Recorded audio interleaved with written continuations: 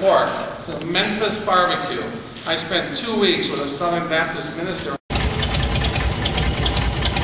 Interesting. We've been collecting these motorcycles, like pulling one off the line, every year since 1915.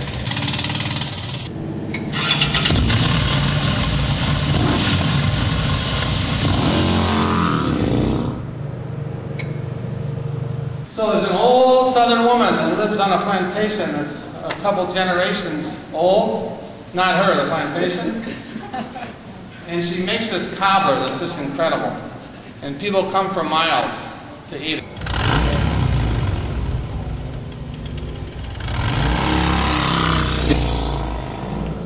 All of the bricks, especially the gray ones that spell out Harley-Davidson, I believe the number is, the letters alone were 4,700 bricks.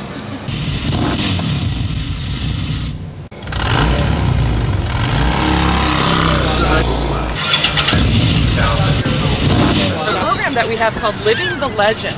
Okay. And so much about Harley-Davidson is personalization and expressing yourself.